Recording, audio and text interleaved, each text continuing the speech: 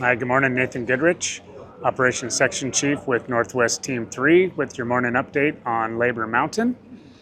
So as far as fire behavior and the fire perimeter goes, had a thunderstorm park over the incident 2 nights ago that produced quite a bit of increased fire activity in the upper end of Stand-Up Creek, and that pushed the fire around and it pushed it over the ridge here in between.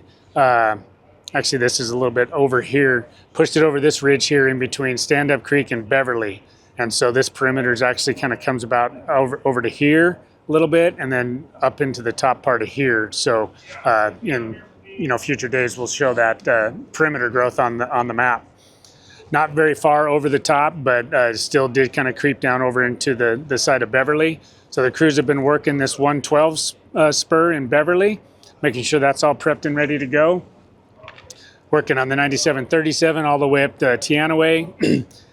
This has been completed over the last several days. They're going to be working towards 204 today with road prep and structure protection of any of the infrastructure that's in there, and that's going really well. We get a little bit closer to the fire. This in Division Charlie, they're working on this 112 spur, making sure this stays in check. And then you move over to Division Foxtrot on the Labor Mountain fire, and they've been progressing with their burning all the way up to this check line, and then last night they completed it to this check line, and they're going to be stopping. Today they're going to be working on producing some other check lines in this area, and we'll just slowly kind of keep up with the fire progression as it moves east or comes down out of Stafford or down into Miller. Our ultimate plan is to get over here by DP 148, which is about the end of the road, and we're looking at this ridge right here, both with ground and aviation resources, to put a containment feature in on the east side there to protect those values at risk and private land off to the east.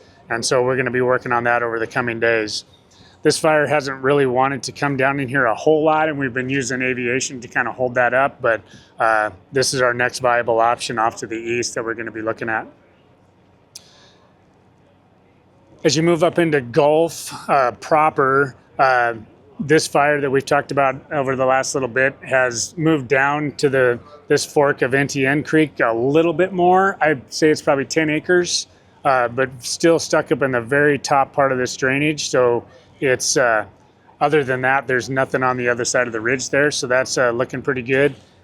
And this piece of fire here was from one of the original runs that went up Stafford Creek almost a week ago.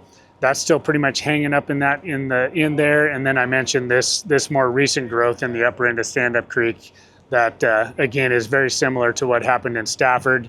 It's kind of just hanging up in these big rocky upper elevation bowls. So going to be doing some continued burning if they need to along the bottom here, and we're assessing the need to do any burning here. If I don't think we will over the next few days, just because of where the fire is. But if we would go back down, start here, start bringing this along, and then come down again like we did in Stand Up, and eventually just put another little box on this and utilize this as a check line.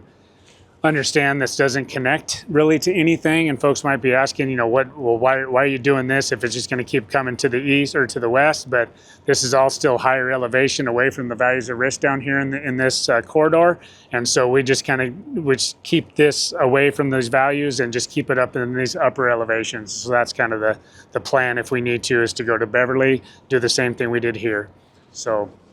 But the crews are working hard out there and based out of the Cle-Elum FOB, and so out there doing a good job protecting those values at risk and putting these lines in and doing some burning likely in the today or the next couple of shifts more than likely. So do have some resources looking at Jack Creek over at Old Blewett Pass and just assessing those values at risk over there, and looking at any other opportunities to put in some alternate lines if we need those, if we think we need those in the future.